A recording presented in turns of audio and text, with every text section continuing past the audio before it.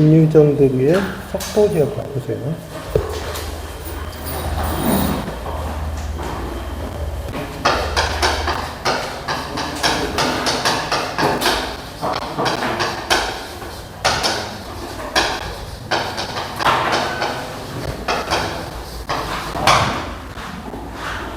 자, 직류정등기의 속도 제어 코드 앞에 선택해서 보면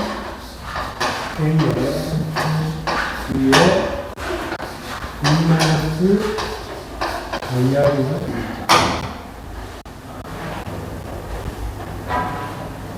그러면 여기서 잘 보시면 VIARA 하이 그러면 첫 번째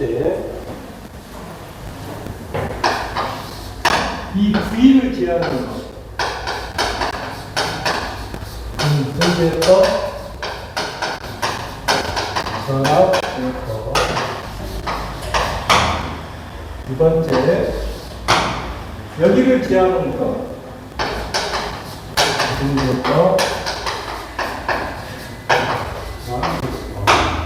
여기를 제어시키는 거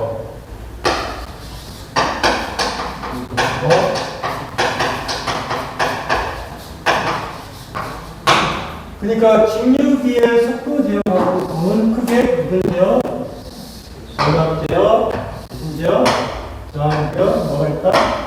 이런 세 가지를 가지고 있다.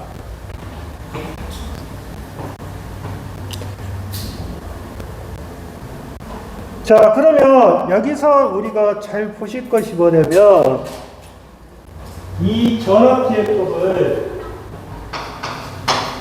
정폭구 제어법이라고 하고요. 잘 기억하세요. 그 다음에 계좌 제어법을 정수력 제어법이라고 합니다.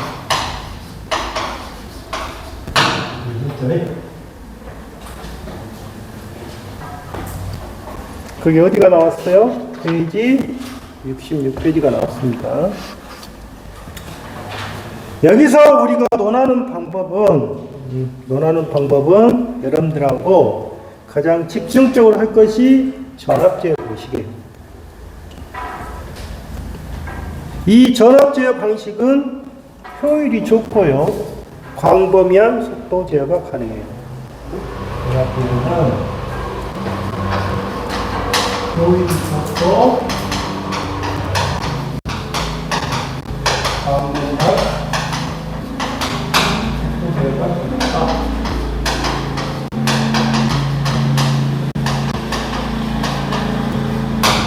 효율이 좋고 광범위하고 속도 제어가 가능하다.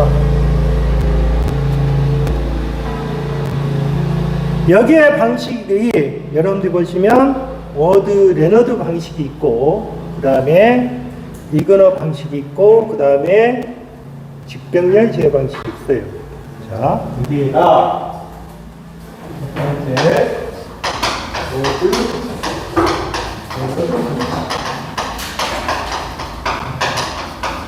워드 레너드 방식이 있어요. 이 워드 레너드 방식이라는 자체는 여러분들이 잘 생각할 때 이거는 광범위한 속도 제어 방식이에요. 즉 이 워드 레너드 방식을 MGM 방식이라고 해요.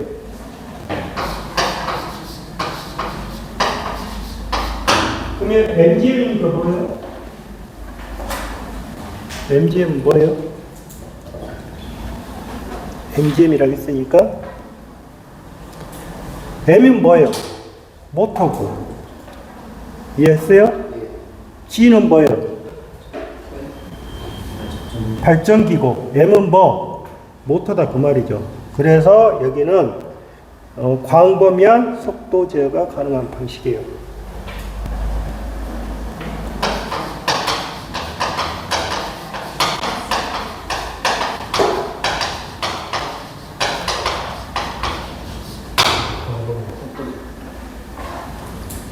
근데 우리 교재는 뭐라 했어요?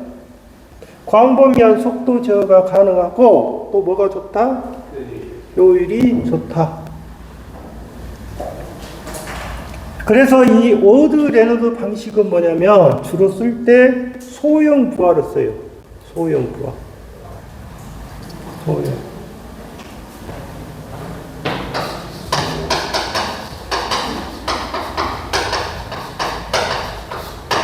그러면 소형 분야가 여러분들이 보시면 엘리멘트가 되겠죠.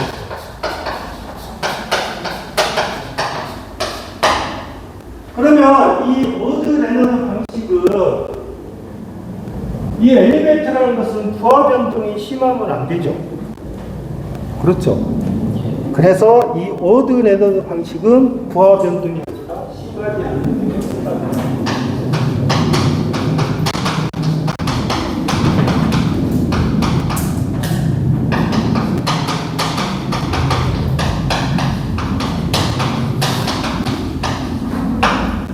이게 오드 레너드 방식. 그 다음에 두 번째 보시면 뭐라 그랬어요? 이그라라 그랬어요. 이그라. 두 번째, 이그라.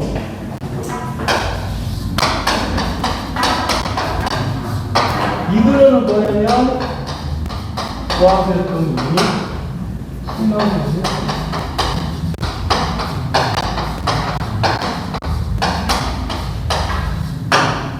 그래서 부하 변동이 심한 경우에 쓰기 때문에 이때 사용되는 것이 뭐냐면 분할이 1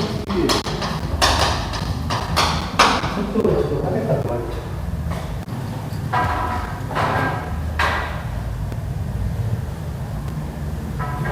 근데 플라이 휠 효과를 이용해서 여러분들 보시면 관성 모멘트라고 있죠. 관성 모멘트.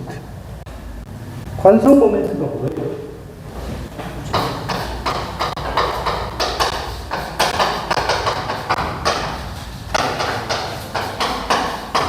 나중에 이 관성 모멘트란 말을 많이 쓰거든요. 관성 모멘트.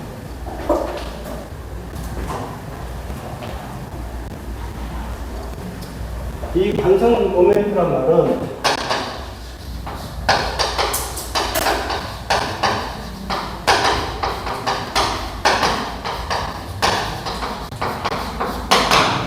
회전을 운동하는 물체가 회전을 어찌해야 돼요?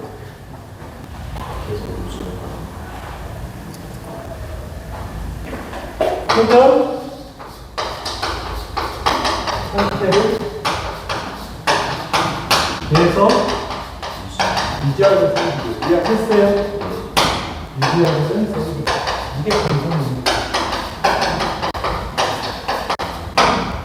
그래서 나중에 보시면 전력공원이랄지 이런 식으로 안정돼 보면 관성 모멘트를 크게 할 것 이게 계속 나와요. 이해하셨어요? 관성 모멘트는 어쩐다? 크게 할 거라고 떨어질 거라고. 여러분들 보시면 휠은 뭐예요? 바퀴입니다. 바퀴. 그 다음에 세 번째 뭐냐면 직병렬 제방식이 하나 있어요.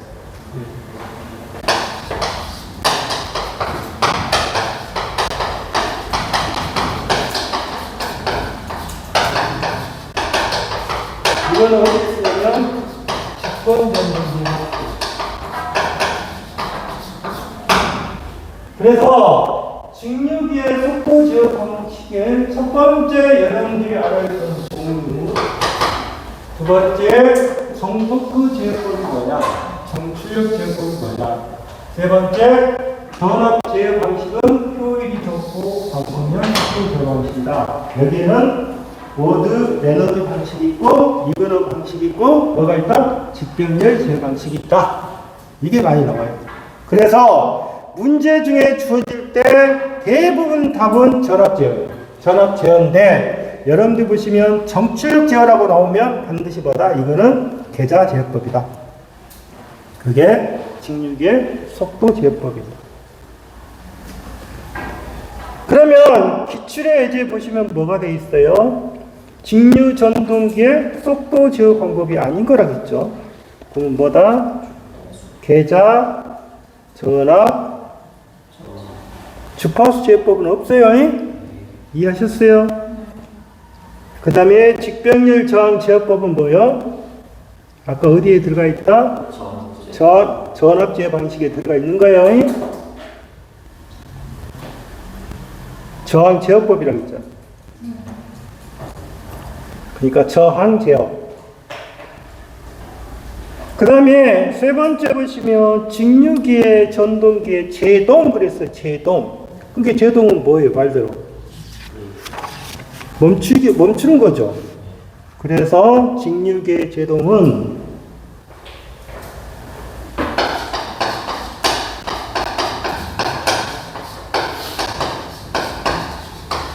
첫 번째 발전 제동, 두 번째 회생 제동, 네 번째 역전 제동, 다른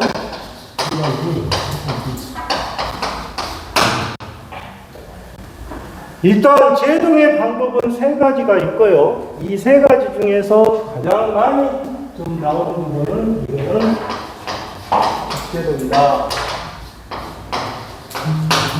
이게 살짝 국제동이다. 그 다음에 또 여기서 알아야 될 것이 여러분들 보시면 두 번째 보시면 회생제동이 있죠. 회생제동은 우리가 전동차에 내리막길에 터진다. 내리막길 뭔지 아시죠? 내리막길 어디에 있습니다? 전동차에 터진다. 이거 꼭 기억하세요. 예, 내리막길이니까 가속이 붙어버리잖아. 그때 제동하는 방식이 뭐가 되는 거다? 회생 제동을 쓰다.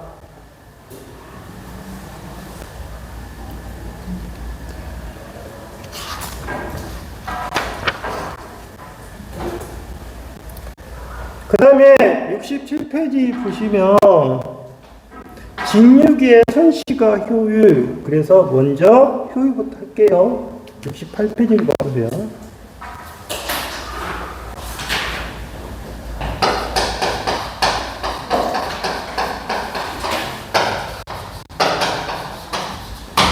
효율이죠?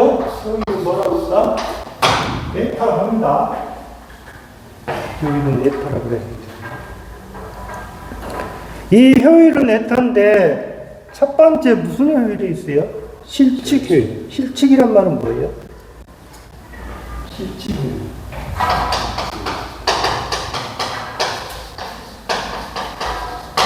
실측이란 말은 실제 입력을 가하고 출력을 측정하는 것이 바로 실측 효율입니다. 아시겠죠? 그러면 실측 효율은 어떻게 돼요? 입력분의 뭐가 돼요? 출력. 출력이 되는 거예요. 실측이.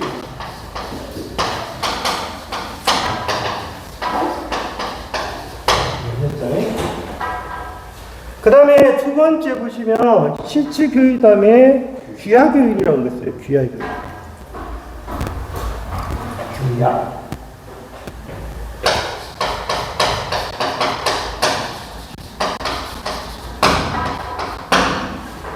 자, 귀약효율이라는 자체의 정의 보면 거기서 그랬어요.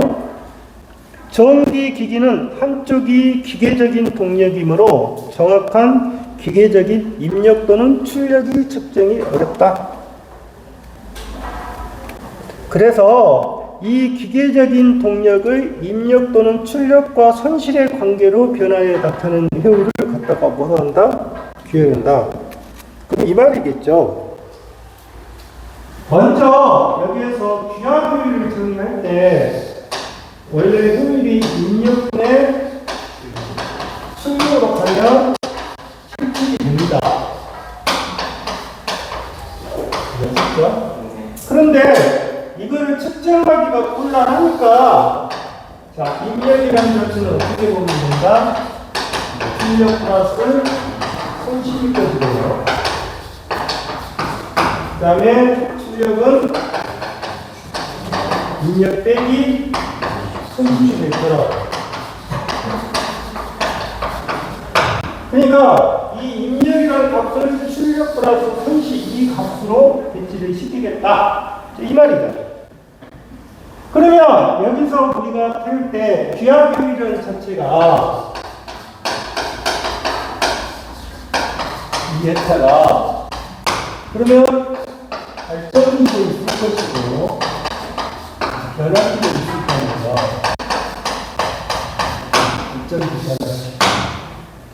그래서 이 발전기 변압기라는 자체는 기하효율을 표시할 때 이렇게 표시하자 그 말이죠. 출력 플러스 우주의 출력 이렇게 표시하자. 그러면 발전기라는 자체는 발전기 변압기는 출력 플러스니까 출력이 100번 있어야 된다. 2번 있어야 된다. 이 말이잖아요. 그 다음에 전동기는 어떻게 생겼죠?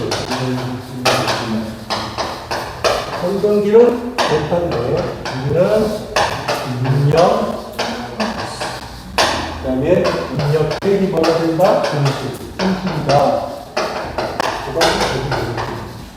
그러면 전동기는 입력이 2번 들어가 있어야 되고 여기가 무슨 값이다? 마이너스다. 이해하셨죠? 이해하셨어요?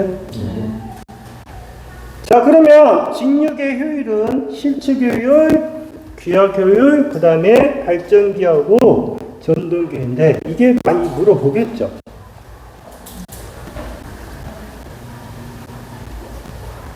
그 다음에 이 최대 효율 조건이라고 하는 것은 여기서 설명이 되는 게 아니라 앞쪽을 해야 최대 조건이 성립이 되는 거예요. 자, 보세요. 67페이지에 직육의 성질을 봐.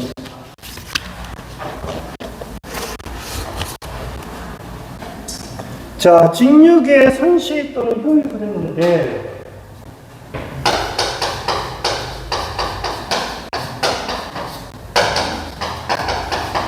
선시가 무슨죠?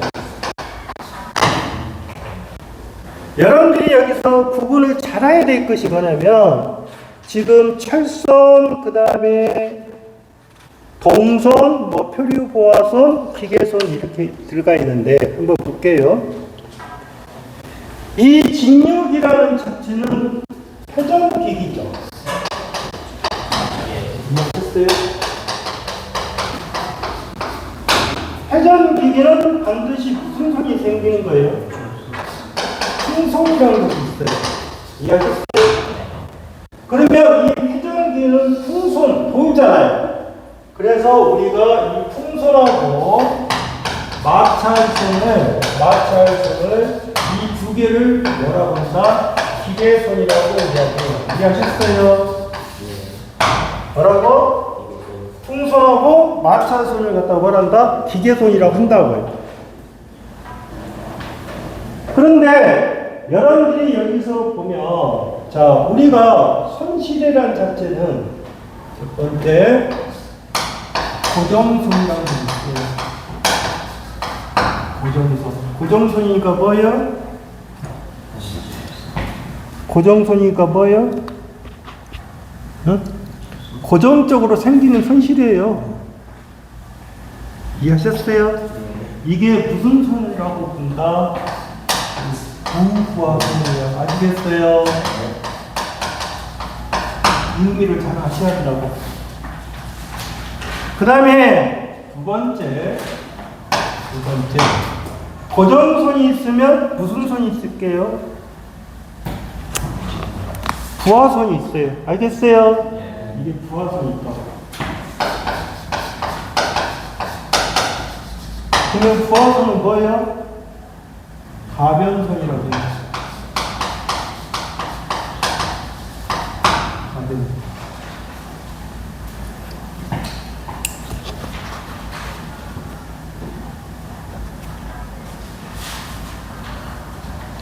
자, 그러면 여러분들이 여기서 이 무부하선이 있고 고정선이 있고 가변인데 여기에가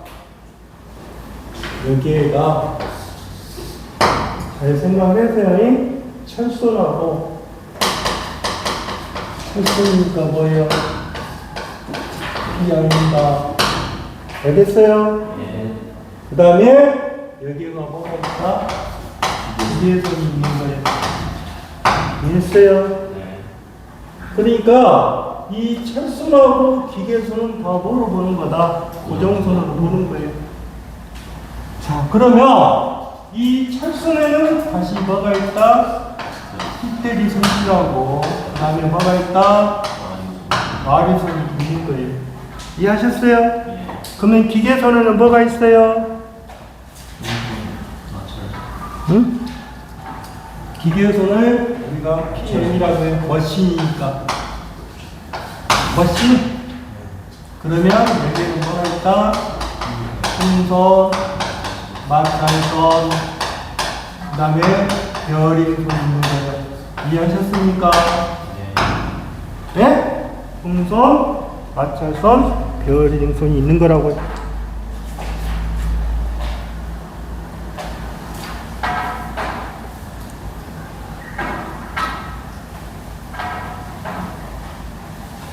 그 다음에 그러면 이 철선에는 뭐가 있어요?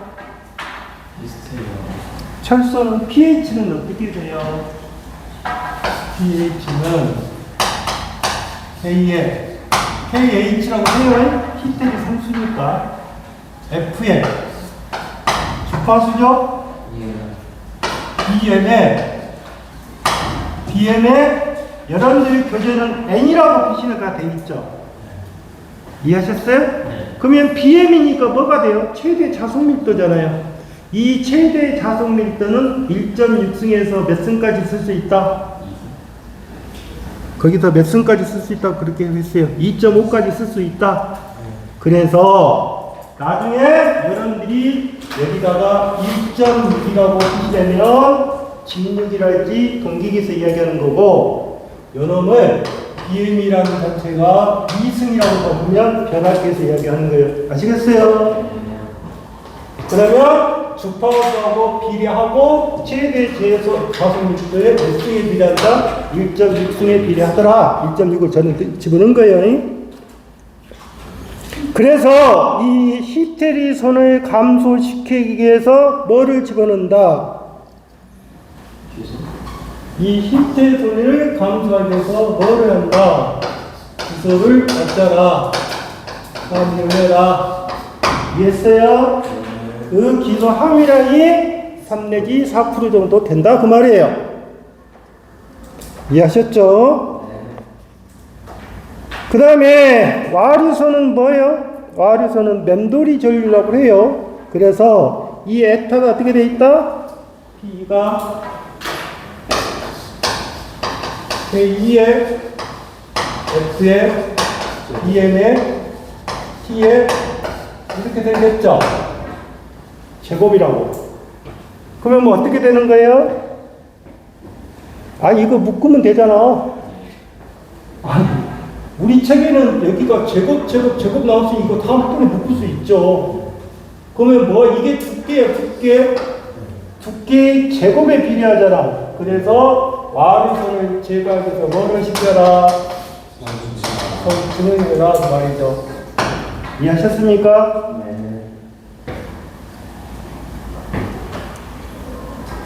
그래서 이 와류선의 대책을 보시면 철심을 얇게 얼마 정도 0.35mm 정도 이런 것이 산업기사에서 나온다 그 말이에요.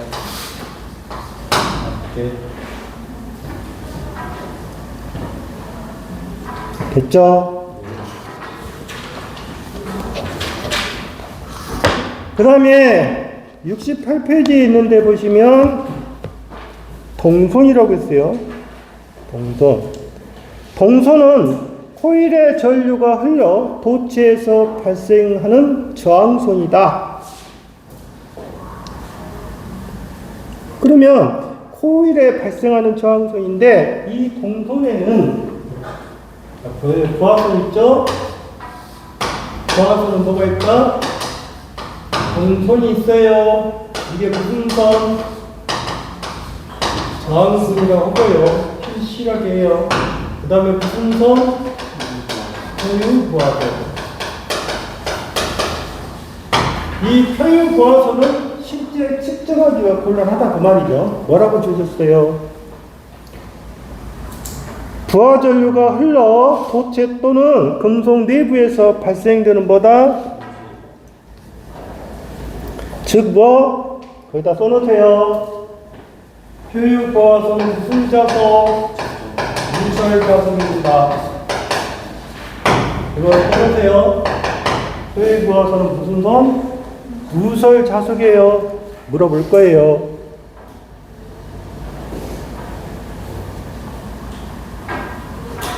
그러면 이 동선이라고 하는 것은 뭐예요? 저항선이라고 했잖아요. 저항선. 그러면 우리가 생각할 때 손실 중에서 고정선의 대표적인 것은 누구? 철선이고요. 아시겠어요? 부하선의 대표적인 것은 뭐다? 정선입니다. 알겠죠? 그래서 우리가 최대 효율이 되는 조건은 뭐다? 조건은 뭐다? 철선하고 뭐가 같아야 된다? 정선이 같을 때 뭐가 된다? 효율이 최대가 되더라. 그렇게 나오는 거예요. 이해하셨어요? 그래서 페이지 68페이지 보면 뭐라고 적었어요? 최대 효율 조건은 뭐다? PI하고 MA 제곱의 P시라고 했죠. 이거는 무슨 말이냐면 이 부하량 자체를 내가 표시를 할 때 이게 부하선이라고 했잖아요. 이 부하선을 표시할 때 이 부하를 내가 M이라고 표시할 수도 있고 M분의 1이라고 표시할 수도 있어요. 부하를 표시할 때. 그래서 식이 어떻게 바뀌냐면 이 식을 써놓고 다시 이렇게 쓰는 거예요. PI의 M의 제곱의 PC나 PI의 M분의 1의 제곱의 PC가 되더라. 이해했습니까? 식은? 그러니까 이 식도 맞고 이 식도 맞고 이 식도 맞아요. 다 맞는 거예요. 그러면 이 식을 어디에서 적용할 거냐? 이거는 변압기에서 적용하겠죠. 변압기. 이해하셨습니까, 이거? 그러면 69페이지 봐보세요. 69페이지 보면 뭐라고 돼 있어요? 귀압 효율이라고 했죠? 전 손실이 얼마예요? 500W. 그 다음에 10kW가 뭐예요? 출력이죠? 그러면 발전기니까 어떻게 해요? 만 더하기 얼마? 발전기니까 여기다 쓰면 되겠네. 만 더하기 얼마? 500. 만이죠? 곱하기 1이잖아. 이해하셨어요? 그 다음에 테마 8 보면 직류계 시험법 그랬어요. 직류계 시험법에서 토크에서 여러분들이 보시면 가장 많이 받을 것이 뭐냐면 전기 동력계,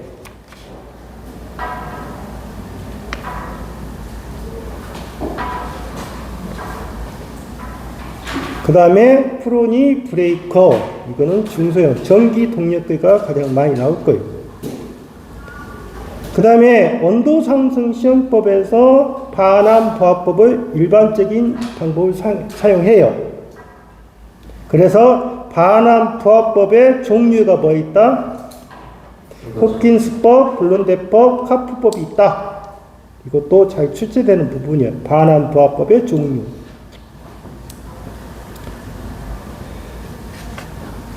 그 다음에 실부하법이란 말은 뭐예요?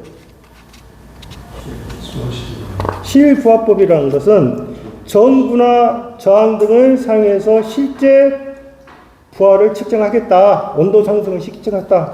자, 보세요. 이 LED 같은 거 쓰면 처음에 시작하기 전하고 LED를 오프 시켰을 때하고 ON 했을 때 보면 온도가 올라갈 거 아니에요. 이해하셨어요? 이게 뭐다? 실부하법이란 말이에요. 그러면 실부하법은 대형을 쓸 수 없겠죠. 그래서 실부화법은 주로 쓸 때 어디에만 쓴다? 소형 기기에 사용하는 거예요. 의미가. 그 다음에 세 번째 절연물의 최고 허용한도. 이 절연물의 최고 허용한도는 7정이에요. 7정. 7정.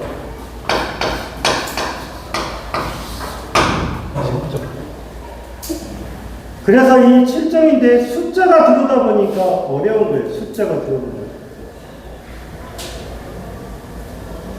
그래서 영문자 기호가 뭐라 했어요? 이렇게 생겼잖아요. Y, A, E, B, F, H, C 이렇게 생겼어요. 이 문제를 가지고 엄청 꼽게 만드는 거예요. 이게 절연물의 최고 허용 온도예요. 자, 그러면 여기는 지금 90도가 있고요. 그 다음에 여기가 105도, 120도, 130도, 맞죠? 여기가 180도 초과. 여기가 155인가? 네, 150. 여기가 180이죠? 네. 이게 절연물의 최고 허용 온도예요. 그래서 절연물의 최고 허용 온도인데 여러분들이 보시면 이종은 얼마예요? 여러분들이 잘 볼 것이 A하고 E, A하고 E가 가장 많이 나와요. A하고 E. 그러면 이 절연물의 최고 허용 온도는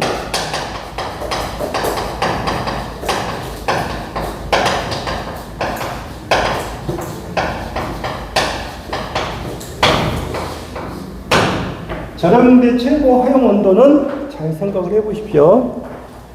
온도 상승 온도 플러스 주위 온도예요.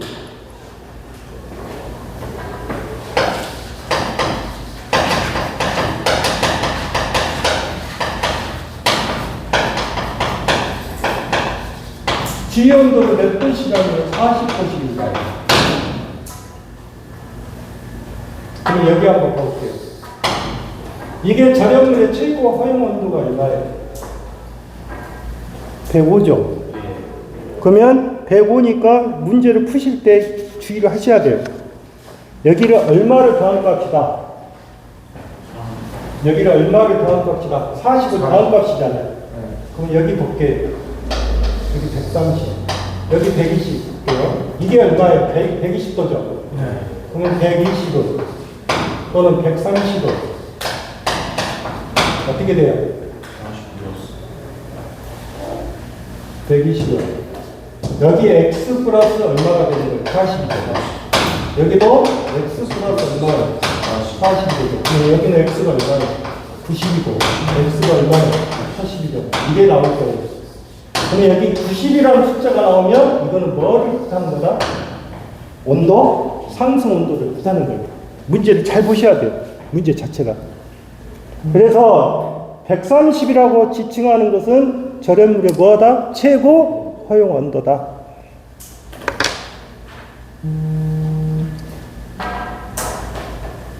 이해했어요? 그래서 직류 전동기는 끝났어요. 그래서 다음 주에는 문제를 풀고 바로 뭐가 들어간다? 동기기를 들어갈 거예요. 아시겠어요? 오늘은 여기까지다.